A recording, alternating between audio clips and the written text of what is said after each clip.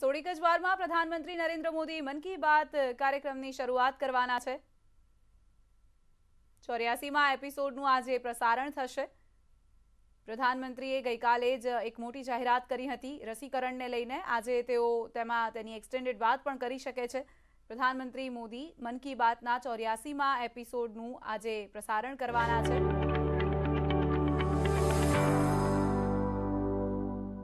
मेरे प्यारे देशवासियों, नमस्कार। इस समय आप 2021 की विदाई और 2022 के स्वागत की तैयारी में जुटे ही होंगे। नए साल पर हर व्यक्ति, हर संस्था आने वाले साल में कुछ और बेहतर करने, बेहतर बनने के संकल्प लेते हैं। पिछले 7 सालों से हमारी ये मन की बात भी व्यक्ति की, समाज की, देश की अच्छाइयों को उजागर कर और अच्छा करने और अच्छा बनने की प्रेरणा देती आई है।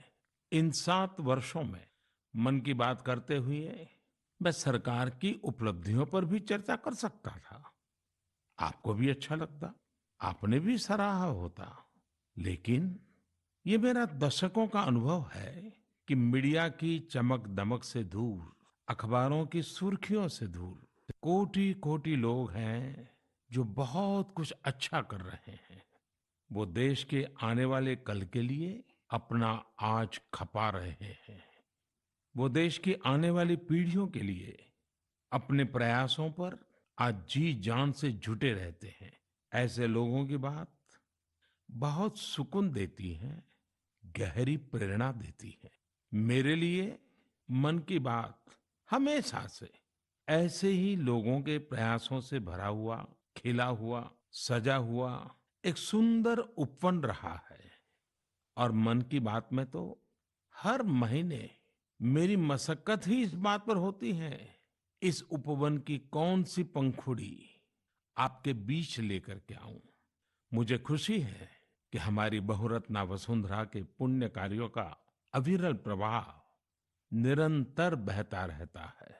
और आज जब देश अमृत महोत्सव मना रहा है, तो ये जो जनशक्ति है, जन जन की शक्ति है, उसका उल्लेख, उसके प्रयास, उसका परिश्रम भारत के और मानवता के उज्जवल भविष्य के लिए एक तरह से गारंटी देता है।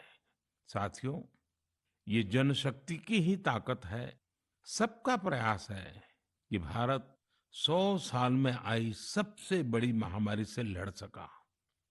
हम हर मुश्किल समय में एक दूसरे के साथ एक परिवार की तरह खड़े रहे।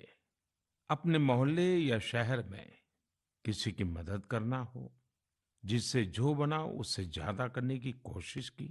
आज विश्व में वैक्सीनेशन के जो आंकड़े हैं, उनकी तुलना भारत से करें तो लगता है कि देश ने कितना अभूतपूर्व काम किया है, कितना बड़ा लक्ष्य हासिल किया है। वैक्सीन की 140 करोड़ डोज के पड़ाव को पार करना प्रत्येक भारतवासी की अपनी उपलब्धि है।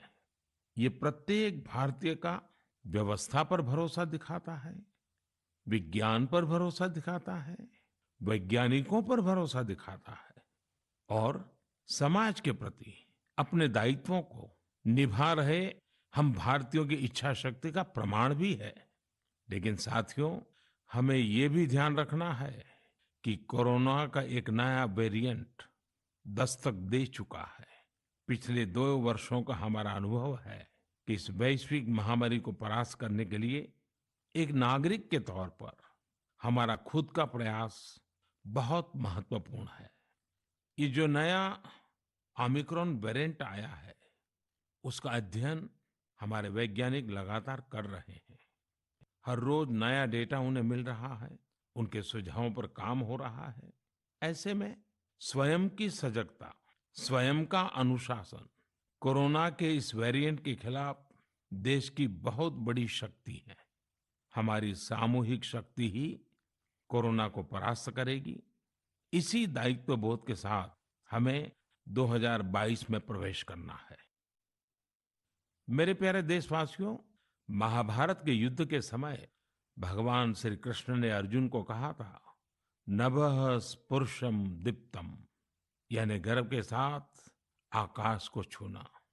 ये भारतीय वायुसेना का आदर्श वाक्य भी है।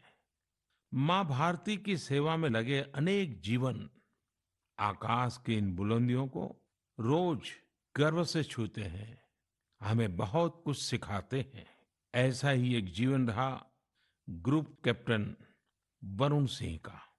वरुण सिंह उस हेलीकॉप्टर को उड़ा रहे थे जो इस महीने तमिलनाडु में हादसे का शिकार हो गया। उस हादसे में हमने देश के पहले सीडीएस जनरल बिपिन रावत और उनकी पत्नी समेत कई वीरों को खो दिया। वरुण सिंह भी मौत से कई दिन तक जाबाजी से लड़े, लेकिन फिर वो भी हमें छोड़कर चले गए। वरुण जब अस्पताल में थे, उस समय मैंने सोशल मीडिया पर कुछ ऐसा देखा जो मेरे हृदय को छू गया। इस साल अगस्त में ही उन्हें शौर्य चक्र दिया गया था। इस सम्मान के बाद उन्होंने अपने स्कूल के प्रिंसिपल को एक चिट्ठी लिखी थी। इस चिट्ठी को पढ़कर मेरे मन में पहला विचार यही आया कि सफलता के शीर्ष पर पहुंचकर भी वे जड़ों को सींचना नहीं भूले। दूसरा कि जब उनके पास सेलिब्रेट करने का समय था तो उन्होंने आने वाली पीढ़ियों की चिंता की। वो चाहते थे कि जिस स्कूल में वो पढ़े वहां के विद्यार्थियों की जिंदगी भी एक सेलिब्रेशन बने। अपने पत्र में वरुण सिंह जी ने अपने पराक्रम का बखान नहीं किया, बल्कि अपनी असफलताओं की बात की। कैसे उन्होंने अपनी कमियों को काबिलियत में बदला, इसकी बात की। इस पत्र में एक जगह उन्होंने लिखा है, it is okay to be mediocre, not everyone will excel at school and not everyone will be able to score in the 90s. If you do, it is an amazing achievement and must be applauded. However, if you don't think that you are meant to be mediocre. You may be mediocre in school, but it is by no means a measure of things to come in life. Find your calling. It could be art, music, graphic design, literature, etc. Whatever you work towards, be dedicated, do your best. Never go to bed thinking, I could have put in more efforts. साथियों, औसत से असाधारण बनने का उन्होंने जो मंत्र दिया है, वो भी उतना ही महत्वपूर्ण है। इसी पत्र में वरुण सिंह ने लिखा है, Never lose hope. Never think that you cannot be good at what you want to be. It will not come easy. It will take sacrifice of time and comfort. I was mediocre, and today I have reached difficult milestone in my career. Do not think that 12th board marks decide what you are capable of achieving in life. Believe in yourself and work towards it. Varun ने लिखा था कि अगर वो एक भी student को प्रेरणा दे सके तो ये भी बहुत होगा। लेकिन आज मैं कहना चाहूंगा, उन्होंने पूरे देश को प्रेरित किया है। उनका लेटर भले ही केवल स्टूडेंट से बात करता हो, लेकिन उन्होंने हमारे पूरे समाज को संदेश दिया है। साथियों, हर साल मैं ऐसे ही विषयों पर विद्यार्थियों के साथ परीक्षा पर चर्चा करता हूं।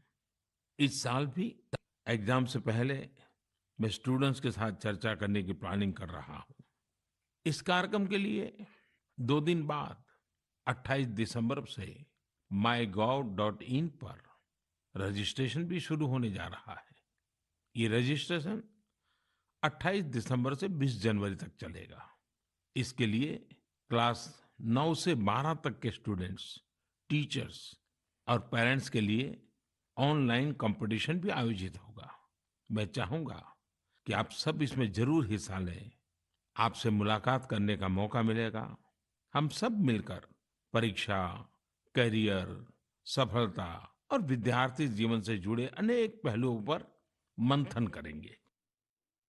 मेरे प्यारे देशवासियों, मन की बात में अब मैं आपको कुछ सुनाने जा रहा हूं, जो सरहद के पार कहीं बहुत दूर से आई है। ये आपको आनंदित भी करेंगी और हैरान भी कर देंगी। वन्दे मातरम्, वन्दे मातरम्, सुजलां सुफलां मलयजशीतलाम्, स्वस्ति श्यामलां मातरम्, वन्दे मातरम्, शुभ्रे ज्योत्स्ना फुल्लकितयामिनी, फूलकुसुमितं नृमन्दहासावनी, सुहासिनी सुमधुरभाषिणी, सुखदं वरदं मातरम्, वन्दे मातरम्, वन्दे मातरम्। मुझे पूरा विश्वास है कि ये सुनकर आपको बहुत अच्छा लगा होगा, गर्व की अनुभूति हुई होगी। वंदे मातरम में जो भाव निहित है, वो हमें गर्व और जोश से भर देता है।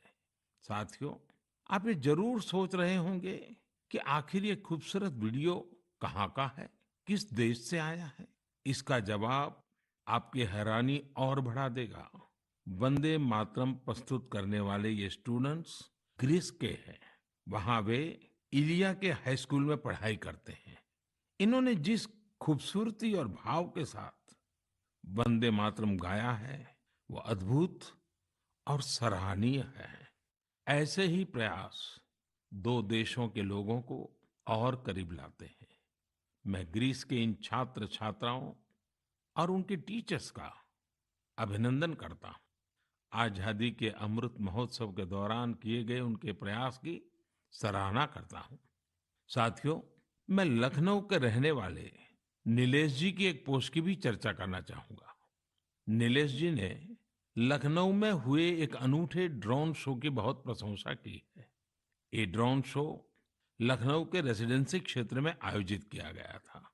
1857 के पहले स्वतंत्रता संग्राम की गवाही रेसिडेंसी की दीवारों पर आज भी नजर आती है। रेसिडेंसी में हुए ड्रोन शो में भारतीय स्वतंत्रता संग्राम के अलग अलग पहलुओं को जीवंत बनाया गया।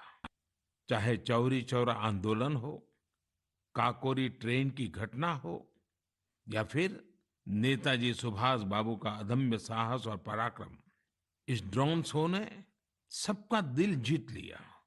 आप भी इसी तरह अपने शहरों के, गांवों के आजादी के आंदोलन से जुड़े अनूठे पहलुओं को लोगों के सामने ला सकते हैं।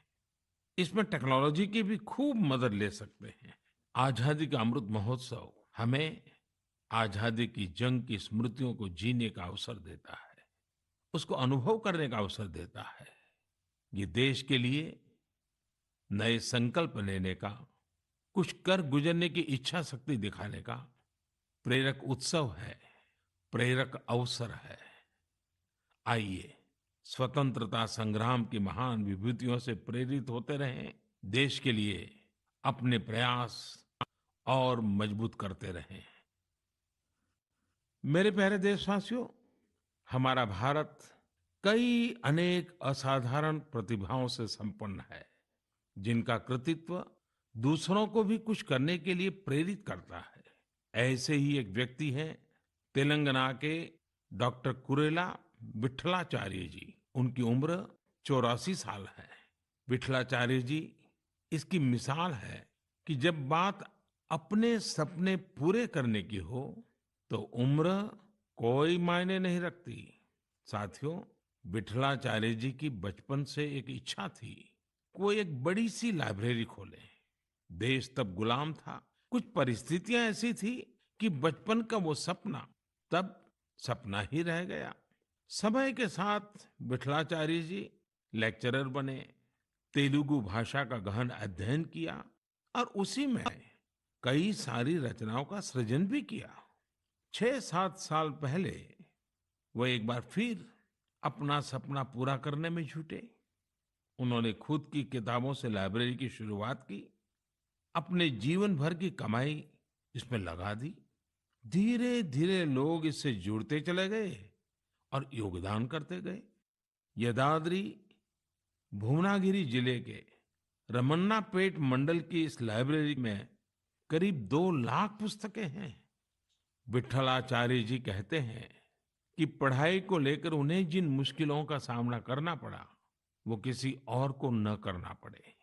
उन्हें आज ये देखकर बहुत अच्छा लगता है कि बड़ी संख्या में स्टूडेंट्स को इसका लाभ मिल रहा है।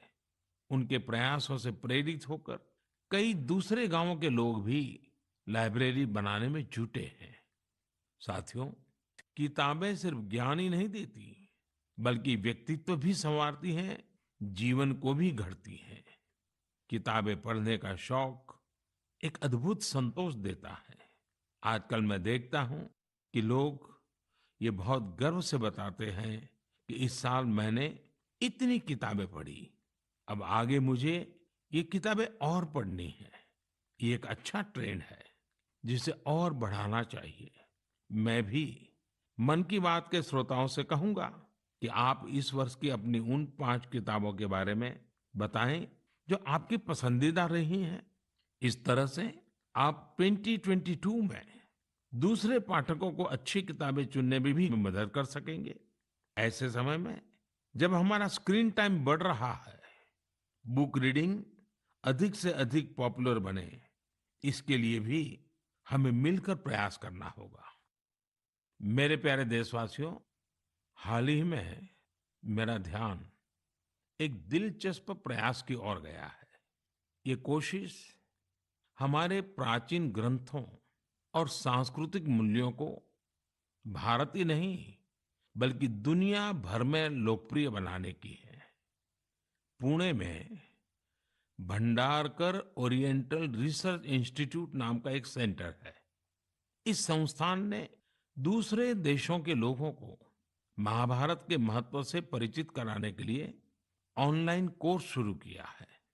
आप ये जानकर हैरान रह जाएंगे कि ये कोर्स भले अभी शुरू किया गया है, लेकिन इसमें जो कंटेंट पढ़ाया जाता है उसे तैयार करने की शुरुआत 100 साल से भी पहले हुई थी। जब इंस्टीट्यूट ने इससे जुड़ा कोर्स शुरू किया तो उसे जबरदस्त रिस्पांस मिला। मैं इस शानदार पहल की चर्चा इसलिए कर रहा हूं ताकि लोगों को पता चले कि हमारी परंपरा के विभिन्न पहलुओं को किस प्रकार मॉडर्न तरीके से प्रस्तुत किया जा रहा है। 7 समंदर पार बैठे लोगों तक इसका लाभ कैसे पहुंचे, इसके लिए भी इनोवेटिव तरीके अपनाए जा रहे हैं। साथियों, आज दुनिया भर में भारतीय संस्कृति के बारे में जानने को लेकर दिलचस्पी बढ़ रही है। अलग अलग देशों के लोग ना सिर्फ हमारी संस्कृति के बारे में जानने के लिए उत्सुक हैं, बल्कि उसे बढ़ाने में भी मदद कर रहे हैं। ऐसे ही एक व्यक्ति हैं सर्बियन स्कॉलर डॉक्टर मोमिर निकिच। इन्होंने एक बाइलिंगुअल संस्कृत सर्बियन डिक्शनरी तैयार की है। इस डिक्शनरी में शामिल किए गए संस्कृत के 70,000 से अधिक शब्दों का सर्बियन भाषा में अनुवाद किया गया है। आपको ये जानकर और भी अच्छा लगेगा कि डॉक्टर निकिच ने 70 वर्ष की उम्र में संस्कृत भाषा सीखी है। वे बताते हैं कि इसकी प्रेरणा उन्हें महात्मा गांधी के लेखों को पढ़कर मिली। इसी प्रकार का उदाहरण मंगोलिया के 93 साल के प्रोफेसर जे गेंदेधरम का भी है। पिछले 4 दशकों में उन्होंने भारत के करीब 40 प्राचीन ग्रंथों, महाकाव्यों और रचनाओं का मंगोलियन भाषा में अनुवाद किया है। अपने देश में भी इस तरह के जज्बे के साथ बहुत लोग काम कर रहे हैं। मुझे गोवा के सागर मुले जी के प्रयासों के बारे में भी जानने को मिला है, जो सैकड़ों वर्ष पुरानी कावी चित्रकला को लुप्त होने से बचाने में जुटे हैं। कावी चित्रकला भारत के प्राचीन इतिहास को अपने आप में समेटे हैं। दरअसल काव का अर्थ होता है लाल मिट्टी। प्राचीन काल में इस कला में लाल मिट्टी का प्रयोग किया जाता था। गोवा में पुर्तगाली शासन के दौरान वहां से पलायन करने वाले लोगों ने दूसरे राज्यों के लोगों का भी इस अद्भुत चित्रकला से परिचय कराया।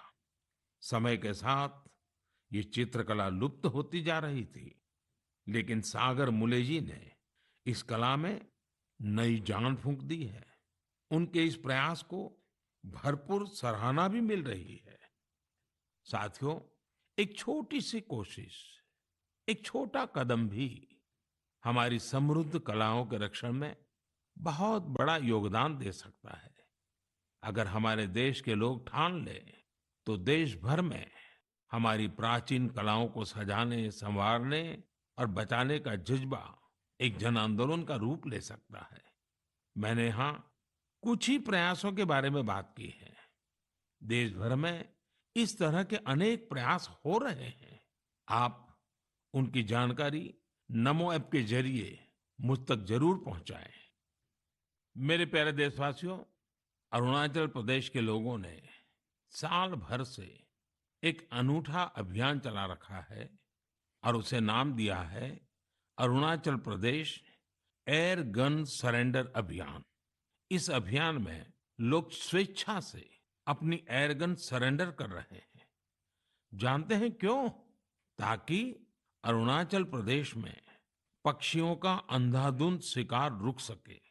साथियों, अरुणाचल प्रदेश पक्षियों की 500 से भी अधिक प्रजातियों का घर है।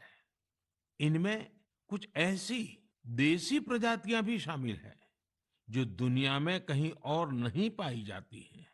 लेकिन धीरे धीरे अब जंगलों में पक्षियों की संख्या में कमी आने लगी है। इसे सुधारने के लिए ही अब ये एयरगन सरेंडर अभियान चल रहा है।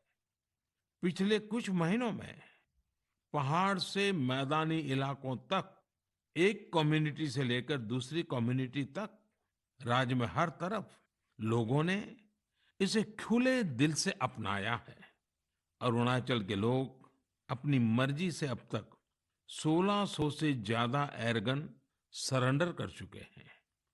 मैं अरुणाचल के लोगों की इसके लिए प्रशंसा करता हूं, उनका अभिनंदन करता हूं।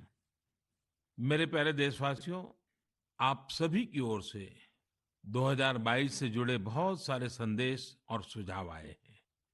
एक विषय हर बार की तरह अधिकांश लोगों के संदेशों में है। ये है स्वच्छता और स्वच्छ भारत का।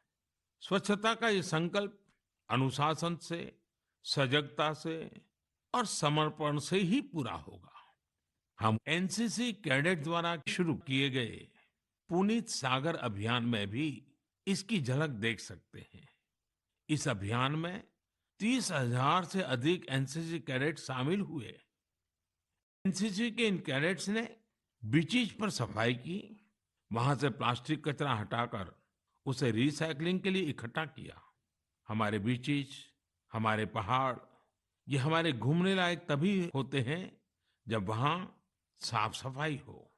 बहुत से लोग किसी जगह जाने का सपना जिंदगी भर देखते हैं, लेकिन जब वहां जाते हैं तो जाने अनजाने कचरा भी फैला आते हैं।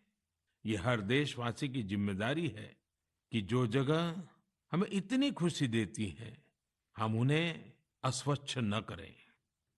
साथियों, मुझे साफ वाटर नाम से एक स्टार्टअप के बारे में पता चला है, जिसे कुछ युवाओं ने शुरू किया है। ये आर्टिफिशियल इंटेलिजेंस और इंटरनेट ऑफ थिंग्स की मदद से लोगों को उनके इलाके में पानी की शुद्धता और क्वालिटी से जुड़ी जानकारी देगा। ये स्वच्छता का ही तो एक अगला चरण है। लोगों के स्वच्छ और स्वस्थ भविष्य के लिए इस स्टार्टअप की अहमियत को देखते हुए इसे एक ग्लोबल अवार्ड भी मिला है। साथियों, एक कदम स्वच्छता की ओर इस प्रयास में संस्थाएं हो या सरकार, सभी की महत्वपूर्ण भूमिका है। आप सब जानते हैं कि पहले सरकारी दफ्तरों में पुरानी फाइलों और कागजों का कितना ढेर रहता था। जब से सरकार ने पुराने तौर तरीकों को बदलना शुरू किया है, ये फाइल्स और कागज के ढेर डिजिटाइज होकर कंप्यूटर के फोल्डर में समाते जा रहे हैं। जितना पुराना और पेंडिंग मटेरियल है, उसे हटाने के लिए मंत्रालयों और विभागों में विशेष अभियान भी चलाए जा रहे हैं। इस अभियान से कुछ बड़ी ही इंटरेस्टिंग चीजें हुई हैं। डिपार्टमेंट ऑफ पोस्ट में जब ये सफाई अभियान चला, तो वहां का जंकयार्ड पूरी तरह खाली हो गया। अब इस जंकयार्ड को कोर्टयार्ड और कैफेटेरिया में बदल दिया गया है। एक और जंकयार्ड टू व्हीलर्स के लिए पार्किंग स्पेस बना लिया गया है। इसी तरह पर्यावरण मंत्रालय ने अपनी खाली हुए जंकयार्ड को वेलनेस सेंटर में बदल दिया। शहरी कार्य मंत्रालय ने तो एक स्वच्छ एटीएम भी लगाया है। इसका उद्देश्य है कि लोग कचरा दें और बदले में कैश लेकर जाएं। सिविल एविएशन मिनिस्ट्री के विभागों ने पेड़ों से गिरने वाली सूखी पत्तियों और जैविक कचरे से जैविक कंपोस्ट खाद बनाना शुरू किया है। ये विभाग वेस्ट पेपर से स्टेशनरी भी बनाने का काम कर रहे हैं। हमारे सरकारी विभाग भी स्वच्छता जैसे विषय पर इतने इनोवेटिव हो सकते हैं। कुछ साल पहले तक किसी को इसका भरोसा भी नहीं होता था, लेकिन आज ये व्यवस्था का हिस्सा बनता जा रहा है। यही तो देश की नई सोच है, जिसका नेतृत्व सारे देशवासी मिलकर कर रहे हैं। मेरे प्यारे देशवासियों, मन की बात में इस बार भी हमने ढेर सारे विषयों पर बात की। हर बार की तरह 1 महीने बाद हम फिर मिलेंगे, लेकिन 2022 में हर नई शुरुआत अपने सामर्थ्य को पहचानने का भी एक अवसर लाती है। जिन लक्ष्यों की पहले हम कल्पना भी नहीं करते थे, आज देश उनके लिए प्रयास कर रहा है। हमारे यहाँ कहा गया है, क्षणशः कणशश्चैव विद्याम अर्थंच साधयेत्। क्षणे नष्टे कुतो विद्या, कणे नष्टे कुतो धनम। यानी जब हमें विद्या अर्जित करनी हो, कुछ नया सीखना हो, करना हो, तो हमें हर एक क्षण का इस्तेमाल करना चाहिए। और जब हमें धन अर्जन करना हो, यानी उन्नति प्रगति करनी हो, तो हर एक कण का यानी हर संसाधन का समुचित इस्तेमाल करना चाहिए। क्योंकि क्षण के नष्ट होने से विद्या और ज्ञान चला जाता है, और कण के नष्ट होने से धन और प्रगति के रास्ते बंद हो जाते हैं। ये बात हम सब देशवासियों के लिए प्रेरणा है। हमें कितना कुछ सीखना है, नए नए इनोवेशंस करने हैं, नए नए लक्ष्य हासिल करने हैं। इसलिए हमें एक क्षण गंवाए बिना लगना होगा। हमें देश को विकास की नई ऊंचाई पर लेकर जाना है। इसलिए हमें अपने हर संसाधन का पूरा इस्तेमाल करना होगा। ये एक तरह से आत्मनिर्भर भारत का भी मंत्र है, क्योंकि हम जब अपने संसाधनों का सही इस्तेमाल करेंगे, उन्हें व्यर्थ नहीं होने देंगे, तभी तो हम लोकल की ताकत पहचानेंगे, तभी तो देश आत्मनिर्भर होगा। इसलिए आइए हम अपना संकल्प दोहराएं कि बड़ा सोचेंगे, बड़े सपने देखेंगे और उन्हें पूरा करने के लिए जी जान लगा देंगे। और हमारे सपने केवल हम तक ही सीमित नहीं होंगे, हमारे सपने ऐसे होंगे जिनसे हमारे समाज और देश का विकास जुड़ा हो, हमारी प्रगति से देश की प्रगति के रास्ते खुले। और इसके लिए हमें आज ही लगना होगा, बिना एक क्षण गवाए, बिना एक कण गवाए। मुझे पूरा भरोसा है, इसी संकल्प के साथ आने वाले साल में देश आगे बढ़ेगा और 2022 एक नए भारत के निर्माण का स्वर्णिम पृष्ठ बनेगा। इसी विश्वास के साथ आप सभी को 2022 की ढेर सारी शुभकामनाएं। बहुत बहुत धन्यवाद।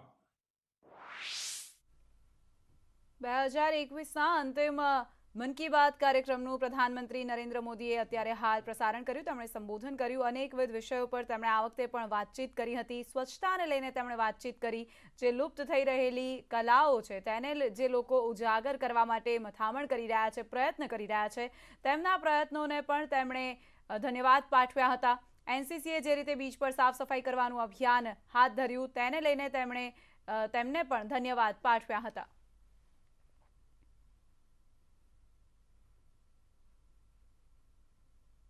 અને હવે નજર કરીશું સમાચાર સુપરફાસ્ટ પર.